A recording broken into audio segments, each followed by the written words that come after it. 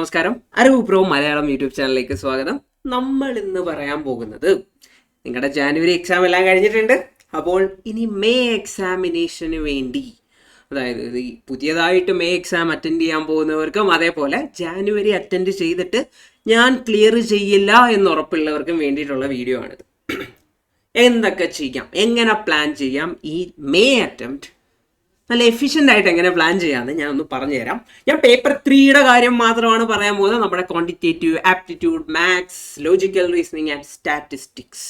Yes, അപ്പോൾ paper 3യിൽ ഈ 3 topics ആണ് ഉള്ളത്. മാത്സ് ഉണ്ട്, ക്വാണ്ടിറ്റേറ്റീവ് ആപ്റ്റിറ്റ്യൂഡിൽ മാത്സ് ഉണ്ട്, LR ഉണ്ട്, അതായത് ലോജിക്കൽ റീസണിങ് ഉണ്ട്, പിന്നെ സ്റ്റാറ്റിസ്റ്റിക്സ് പാർട്ട് ഉണ്ട്. അപ്പോൾ മാത്സിന് 40 ആണ്, LRന് 20 മാർക്കുണ്ട്, പിന്നെ സ്റ്റാറ്റിസ്റ്റിക്സിന് 40 മാർക്കുണ്ട്. ഞാൻ എപ്പോഴും പറഞ്ഞിട്ടുണ്ട്, നമ്മൾ സ്റ്റാർട്ട് ചെയ്യുമ്പോൾ നിങ്ങൾക്കാണെങ്കിൽ മാത്സ് നിങ്ങൾക്ക് ഭയങ്കര ബുദ്ധിമുട്ടാണ് എന്നൊക്കെയുള്ള ഒരു അപ്രോച്ച് ഉള്ളവരാണ്. എനിക്ക് മാത്സ് ചിലപ്പം ആ ഒരു കോൺഫിഡൻസ് കിട്ടുന്നില്ല, പക്ഷേ എനിക്ക് എല്ലാവരിലും നല്ല കോൺഫിഡൻസ് വരുന്നുണ്ടെന്ന് തോന്നിക്കഴിഞ്ഞാൽ എല്ലാവരും വെച്ച് നമ്മുടെ എക്സാം അറ്റൻഡിന് സ്റ്റാർട്ട് ചെയ്യുക, എല്ലാവരും വെച്ച് പഠിച്ചു തുടങ്ങുക, എന്നിട്ട് മാത്സ് എടുക്കുക, കോൺഫിഡൻസ് ആദ്യം ബിൽഡ് ചെയ്യുക, എന്നിട്ട് നമ്മൾക്ക് കൂടുതലായിട്ട് പഠിക്കാൻ ശ്രമിക്കാം. പിന്നെ അതുപോലെ നിങ്ങൾക്ക് എല്ലാവരും ബുദ്ധിമുട്ടാണ്, മാത്സും ബുദ്ധിമുട്ടാണ്, അപ്പോൾ എന്ത് ചെയ്യും, സ്റ്റാറ്റ്സ് വെച്ച് സ്റ്റാർട്ട് ചെയ്യുക. പക്ഷെ മാത്സ് ആണ് നിങ്ങൾക്ക് ഏറ്റവും എളുപ്പമെങ്കിൽ മാത്സ് വെച്ച് സ്റ്റാർട്ട് ചെയ്യുക. അതേപോലെ നിങ്ങളുടെ സ്ട്രെങ്തിൽ ആദ്യം ഫോക്കസ് ചെയ്യുക. കാരണം എന്താ വെച്ചാൽ നമുക്ക് ഇപ്പോൾ ടൈമുണ്ട്, ഇനി നമുക്ക് 10-100 ദിവസം ഉണ്ട് എടുക്കാൻ, അല്ലേ? 100 അടുപ്പിച്ച് ദിവസമുണ്ട് എക്സാമിന് വേണ്ടിയിട്ടുണ്ട്. അതുകൊണ്ട് നിങ്ങൾക്ക് ടൈമുണ്ട്. അതുകൊണ്ട് നിങ്ങളുടെ സ്ട്രോങ് ഏരിയ എന്താണോ അവിടെ നിന്ന് സ്റ്റാർട്ട് ചെയ്യുക, എന്നിട്ട് ബാക്കി അങ്ങോട്ട് നോക്കാം. ഓക്കെ, പിന്നെ ഇപ്പം ഈ 40 മാർക്കിൽ എങ്ങനെ പ്ലാൻ ചെയ്യാം? നിങ്ങൾ അറിഞ്ഞിരിക്കേണ്ട ഒരു കാര്യം, ഫൗണ്ടേഷൻ എക്സാം. ഇപ്പോൾ നിങ്ങൾ ലാസ്റ്റ് ഒരു 10 വർഷത്തെ ക്വസ്റ്റ്യൻ പേപ്പർ എടുത്ത് നോക്കുക മക്കളെ. എപ്പോഴും നടക്കുന്ന കാര്യം എന്താ? റിപ്പീറ്റഡ് ആയിട്ട് ക്വസ്റ്റ്യൻ പാറ്റേൺ എപ്പോഴും സെയിം ആണ്, വ്യത്യാസമൊന്നുമില്ല. എപ്പോഴും മുന്നേ ചോദിച്ചിരിക്കുന്ന ടൈപ്പ് ഓഫ് ക്വസ്റ്റ്യൻ തന്നെ ആയിരിക്കും പിന്നീടും വരിക. അതായത് ഒരു 70 to 80% ക്വസ്റ്റ്യൻ ഏകദേശം നമ്പേഴ്സ് മാത്രം മാറിയിട്ടായിരിക്കും വരുന്നത്. ബാക്കി ഒരു 30% പുതിയ ക്വസ്റ്റ്യൻസ് ഉണ്ടാകും. പക്ഷെ ഈ കഴിഞ്ഞ അറ്റംപ്റ്റ് നോക്കിക്കഴിഞ്ഞാൽ അതുപോലും ഇല്ലായിരുന്നു. 10% മാത്രമേ പുതിയ ടൈപ്പ് ഓഫ് ക്വസ്റ്റ്യൻ ഉള്ളായിരുന്നു. പക്ഷെ അതിന് പുതിയതൊന്നും വിളിക്കാൻ നോക്കിക്കഴിഞ്ഞാൽ പറ്റത്തില്ല. കാരണം എന്ന് വെച്ചാൽ ലാസ്റ്റ് 10-15 വർഷം എടുത്തു കഴിഞ്ഞാൽ അതിലുള്ള ടൈപ്പ് ഓഫ് ക്വസ്റ്റ്യൻ തന്നെയാണ്. അപ്പോൾ നിങ്ങൾ മനസ്സിലാക്കേണ്ട ഒരു കാര്യം, പ്ലാൻ ചെയ്യുന്നത് എങ്ങനെയാണെന്ന് വെച്ചാൽ, ഒന്നെങ്കിൽ നിങ്ങൾക്ക് നല്ല മാത്സ് ഓൾറെഡി ഇപ്പം നിങ്ങൾ പേപ്പർ 3 നല്ല രീതിയിൽ പഠിച്ചിട്ട് ഇരിക്കുകയാണെന്ന് വിചാരിക്കുക, എല്ലാ കാര്യങ്ങളും ഓൾറെഡി പഠിച്ചിട്ടിരിക്കുകയാണെന്ന് വിചാരിക്കുകയാണെങ്കിൽ നിങ്ങൾ ക്വസ്റ്റ്യൻസ് മാത്രം വർക്കൗട്ട് ചെയ്യുക. ഇന്ന് തുടങ്ങി ക്വസ്റ്റ്യൻസ് മാത്രം വർക്കൗട്ട് ചെയ്യുക. കഴിഞ്ഞ ഒരു 10 അറ്റംപ്റ്റിലെ ക്വസ്റ്റ്യൻസ് എല്ലാം സോൾവ് ചെയ്യുക. അല്ലെങ്കിൽ ഒരു സ്കാനർ വാങ്ങുക. സ്കാനർ എന്താ, അതായത് ബുക്സ്, ക്വസ്റ്റ്യൻ ബുക്സ് വാങ്ങുക. പല പല പല പല പബ്ലിഷേഴ്സിന്റെ ക്വസ്റ്റ്യൻ ബുക്സ് ഉണ്ട്. എൻ്റെ തന്നെ കുറച്ച് ക്വസ്റ്റ്യൻസ് ഉണ്ട്. അതൊക്കെ നിങ്ങൾ ചോദിച്ചു കഴിഞ്ഞാൽ തരാം. യെസ്, ആ ക്വസ്റ്റ്യൻസ് എടുത്ത് വർക്കൗട്ട് ചെയ്യുക. ആ ക്വസ്റ്റ്യൻസ് വർക്കൗട്ട് ചെയ്യുമ്പം തന്നെ നിങ്ങൾ എങ്ങനെയാണോ എക്സാമിന് ക്വസ്റ്റ്യൻ വരുന്നത് ആ രീതിയിൽ നിങ്ങൾ ക്വസ്റ്റ്യൻ വർക്കൗട്ട് ചെയ്യുന്നതിന് പ്രാപ്തരാകും. പിന്നെ ഞാനിവിടെ എഴുതിയിരിക്കുന്നുണ്ടോ PPP. എന്താ മക്കളെ PPP? ഞാൻ മുന്നേയും പറഞ്ഞിട്ടുണ്ട്, എൻ്റെ ക്ലാസ്സുകൾ കണ്ടിട്ടുള്ളത് നിങ്ങൾക്ക് മനസ്സിലാവും. PPP എന്ന് വെച്ചാൽ പ്രാക്ടീസ് പ്രാക്ടീസ് പ്രാക്ടീസ്. ദെൻ അത് കഴിഞ്ഞിട്ട് ഒരു ആരോ ഇട്ടിട്ടതാ പിന്നെ ഒരു P വന്നിരിക്കുന്നത്, അതാണ് പാസ്സാകും.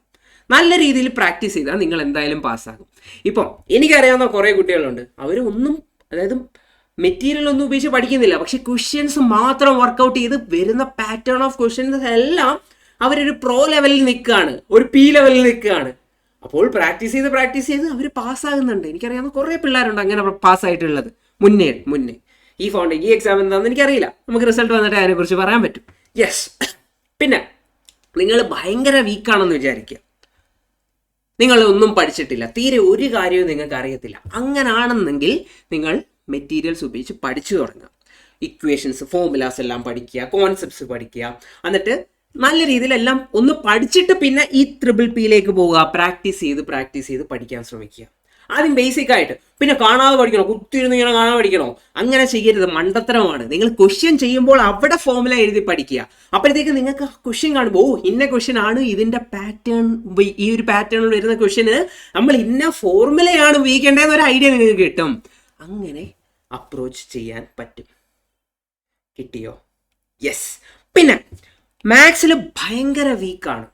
അതായത് ഇപ്പോൾ LHSലുള്ള ലെഫ്റ്റ് ഹാൻഡ് സൈഡിലുള്ള -2 എടുത്ത് റൈറ്റ് ഹാൻഡ് സൈഡിലോട്ട് എഴുതുമ്പോൾ പ്ലസ് ആകുമോ മൈനസ് ആകുമോ എന്ന് പോലും അറിയാൻ ബുദ്ധിമുട്ടുള്ളവരാണെങ്കിൽ നിങ്ങൾ ഹൈ വെയിറ്റേജ് ഉള്ള ടോപ്പിക്സ് നോക്കി പഠിക്കുക. അതായത് നമ്മുടെ കുറച്ച് ചാപ്റ്റേഴ്സ് ഉണ്ട്. ഇപ്പോൾ മാത്സ് എടുത്തു കഴിഞ്ഞാൽ മാത്തമാറ്റിക്സ് ഓഫ് ഫിനാൻസ് ഈ കഴിഞ്ഞ ജാനുവരി എക്സാമിന് 15 മാർക്കോളമാണ് ആ ഒരു ടോപ്പിക്കിൽ നിന്ന് വന്നത്. എല്ലാം ഒരു കാൽക്കുലേറ്റഡ് ട്രിക്സ് ഒക്കെ ഉപയോഗിച്ചിട്ടുള്ള പാറ്റേൺ ഓഫ് ക്വസ്റ്റ്യൻസ് ആയിരുന്നു അതിൽ നിന്നുള്ളത്. അപ്പോൾ അതേപോലെ സ്റ്റാറ്റ്സിൽ നമ്മൾ measure of central tendency and dispersion അതിന് ഒരു 14-15 മാർക്ക് കിട്ടും. പിന്നെ ലോജിക്കൽ റീസണിങ്. അപ്പോൾ ഇങ്ങനെ കുറച്ച് കാര്യങ്ങൾ ഇപ്പം തൊട്ട് തന്നെ ഫോക്കസ് ചെയ്ത് നിങ്ങൾ ആ ഒരു ടോപ്പിക് ഇപ്പം നമ്മുടെ ICAI വെബ്സൈറ്റിൽ കയറിയിട്ട് അല്ലെങ്കിൽ നിങ്ങൾ ഗൂഗിളിൽ കയറി സെർച്ച് ചെയ്യാം CA foundation weightage subject wise weightage എന്ന് നിങ്ങൾ സെർച്ച് ചെയ്ത് നോക്കി തന്നെ നിങ്ങൾക്ക് ഒരു പാറ്റേൺ കിട്ടും. എവിടെ നിന്നൊക്കെയാണ് മാർക്ക് വരുന്നത്, എത്രയാണ്. ICAI തന്നെ പറഞ്ഞിട്ടുണ്ട് ഇത്ര പെർസെൻറ്റേജ് ഇത്ര ചാപ്റ്റേഴ്സിൽ നിന്ന് ചോദിക്കാം, ഈ ചാപ്റ്ററിൽ നിന്ന് ഇത്ര പെർസെൻറ്റേജ് വരാം. അങ്ങനെ ICAI തന്നെ പറഞ്ഞിട്ടുണ്ട്. അപ്പോൾ അത് ഫോക്കസ് ചെയ്ത് നിങ്ങൾ പഠിക്കുക. ഭയങ്കര വീക്കാണെങ്കിൽ പിന്നെ ആലോചിക്കേണ്ട കാര്യം നിങ്ങളുടെ കയ്യിൽ കാൽക്കുലേറ്റർ ഉണ്ട്. ആ കാൽക്കുലേറ്റർ വെച്ച് തന്നെ നിങ്ങളുടെ ഈ -2 അപ്പുറത്ത് പോകുമ്പോൾ +2 ആവും എന്നുള്ള കാര്യം നിങ്ങൾക്കത് മനസ്സിലാക്കാൻ പറ്റും. ഓക്കെ, അതാണ് ഭയങ്കര മാത്സിൽ ഭയങ്കര വീക്കാണ് ഞാൻ മാത്സ് കാരണം തോറ്റു പോകും എന്നുള്ള മെൻറ്റാലിറ്റി ഇരിക്കുന്നവർ മനസ്സിലാക്കേണ്ട കാര്യം നിങ്ങളൊരു സെറ്റ് ഓഫ് ക്വസ്റ്റ്യൻസ് ചെയ്യാൻ പ്രാപ്തരാണെങ്കിൽ നിങ്ങൾ എന്തായാലും ക്ലിയർ ചെയ്യും. യെസ്, ഇനി യൂസ് ഓഫ് കാൽക്കുലേറ്റർ. നമ്മുടെ M+M-MRC ആ ഒരു കാര്യം അറിഞ്ഞാൽ തന്നെ നമ്മുടെ സ്റ്റാറ്റ്സിലെ പല ക്വസ്റ്റ്യൻസും ചെയ്യാൻ പറ്റും. പിന്നെ നമ്മുടെ മാത്തമാറ്റിക്സ് ഓഫ് ഫിനാൻസിലെ ക്വസ്റ്റ്യൻ ചെയ്യാൻ പറ്റും. അതേപോലെ തന്നെ പല കാൽക്കുലേഷൻസും നിങ്ങൾക്ക് കാൽക്കുലേറ്റർ മാത്രം മതി, നിങ്ങൾ എഴുതത്തൊന്നുമില്ല, നിങ്ങൾ നേരെ കാൽക്കുലേറ്റർ എടുത്തിട്ട് അങ്ങ് പെട്ടച്ചിക്കും, അപ്പോൾ തന്നെ നിങ്ങൾക്ക് ആൻസർ കിട്ടും. അതുകൊണ്ട് യൂസ് ഓഫ് കാൽക്കുലേറ്റർ ഭയങ്കര ഇമ്പോർട്ടൻ്റ് ആണ്. പിന്നെ ഷോർട്ട് കട്ട് ടു സോൾവ്. പല ടൈപ്പ് ഓഫ് ക്വസ്റ്റ്യൻസിനും ചെറിയ ചെറിയ ഫോർമുലാസ് ഉണ്ട്, മെത്തേഡ്സ് ഉണ്ട്. ഇന്ന ഫോർമുല കട്ട് കഴിഞ്ഞാൽ പെട്ടെന്ന് ആൻസർ കിട്ടും, വിത്തിൻ 10 സെക്കൻഡ് ആൻസർ കിട്ടും. നിങ്ങൾ അറിഞ്ഞിരിക്കേണ്ട കാര്യം നിങ്ങൾക്ക് എത്ര മാർക്കിൻ്റെ ക്വസ്റ്റ്യനാണ്? 100 മാർക്കിൻ്റെ എക്സാം ആണേ. എത്ര മിനിറ്റ് ഉണ്ട് നിങ്ങൾക്ക് ചെയ്യാനായിട്ട്? 120 മിനിറ്റ് ഉണ്ട്. അതായത് ഒരു ക്വസ്റ്റ്യന് ഏകദേശം 73 സെക്കൻഡ് നിങ്ങൾക്ക് കിട്ടും. 2 മണിക്കൂറിൽ നിങ്ങൾ 100 മാർക്ക് അറ്റൻഡ് ചെയ്യണം. അപ്പോൾ ഒരു ക്വസ്റ്റ്യന് നിങ്ങൾ 1 മിനിറ്റ് എന്നുള്ള കണക്ക് തന്നെ കൂട്ടിക്കും, 1 മിനിറ്റ് ഉണ്ട്. അപ്പോഴത്തേക്ക് അവിടെ പോയി നമ്മുടെ സ്റ്റെപ്പൊക്കെ എഴുതി നമ്മൾ 10ാം ക്ലാസ്സിലൊക്കെ പഠിച്ച പോലെ +2 പഠിച്ച പോലെ ഇങ്ങനെ കണ്ടിന്യൂസ് ആയിട്ട് 2 പേജൊക്കെ എഴുതി പോകാനൊന്നും പറ്റത്തില്ല.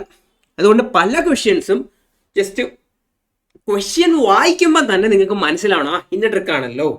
അങ്ങനെ കുറേ ഷോർട്ട് കട്ട്സ് നമുക്കുണ്ട്. അങ്ങനെ ഷോർട്ട് കട്ട്സ് ഫോക്കസ് ചെയ്ത് പഠിക്കുക.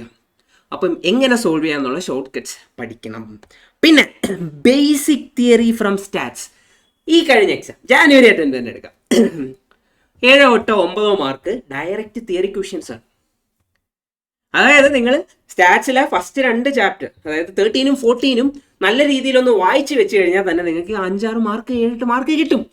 അപ്പോൾ ബേസിക് ആയിട്ടുള്ള അങ്ങനെ 8 മാർക്ക് കിട്ടാമെന്ന് നിങ്ങൾക്ക് മനസ്സിലാകാമെങ്കിൽ കുറച്ച് തിയറി പാർട്ടും നിങ്ങൾ പഠിച്ചിരിക്കണം. Basic theory from stats. പിന്നെ full subject will be available in YouTube. ഈ May 2025 അറ്റംപ്റ്റിന് മുന്നേ നമ്മുടെ ചാനലിൽ അറിവ് പ്രോ മലയാളം ചാനലിൽ ഫുൾ മാത്സ് ടോപ്പിക്സും ഞാൻ ഇടുന്നതായിരിക്കും. കഴിഞ്ഞ വട്ടം എനിക്ക് കുറച്ച് ഹെൽത്ത് ഇഷ്യൂസ് ഒക്കെ വന്നായിരുന്നു. ഈ വട്ടം വന്നാലും ഞാൻ എന്തായാലും കംപ്ലീറ്റ് ചെയ്തിടും. അപ്പോൾ ഈ അടുത്ത വരുന്ന ആഴ്ച തന്നെ ഫസ്റ്റ് അടുത്ത ചാപ്റ്റർ വരുന്നുണ്ടായിരിക്കും. അത് റിലേഷൻസ് ആൻഡ് ഫങ്ഷൻസിലെ ചാപ്റ്റർ ആയിരിക്കും. പിന്നെ അത് കഴിഞ്ഞ് നമ്മൾ മാത്സിലെ ലാസ്റ്റ് ടോപ്പിക്ക് കൂടെ എടുക്കും. എന്നിട്ട് നമ്മൾ സ്റ്റാറ്റ്സിലേക്ക് കംപ്ലീറ്റ് ആയിട്ട് കയറും. സ്റ്റാറ്റ്സും ഫുള്ളായിട്ട് ഈ May 2025 എക്സാമിന് മുന്നോടിയായിട്ട് ഫുള്ള് കവർ ചെയ്യും. പിന്നെ നിങ്ങൾക്ക് മാരത്തോൺ ഉണ്ടാവും.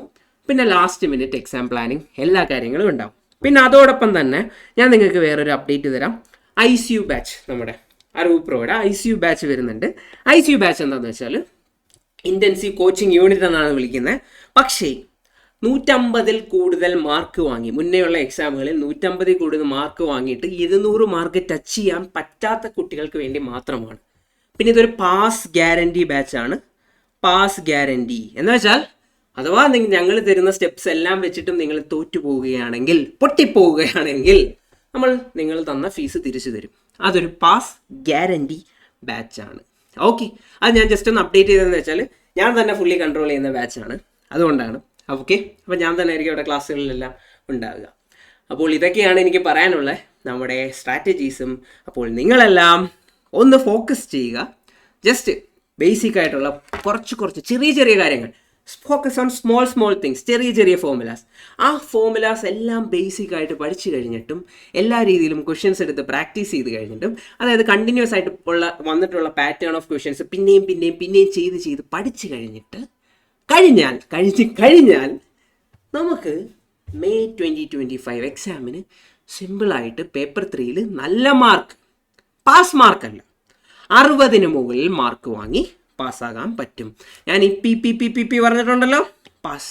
ഇത് ചെയ്തില്ലെങ്കിൽ നിങ്ങൾ എന്ത് ചെയ്യും? അതും അവിടെ ഒരു പി വരും, പൊട്ടും.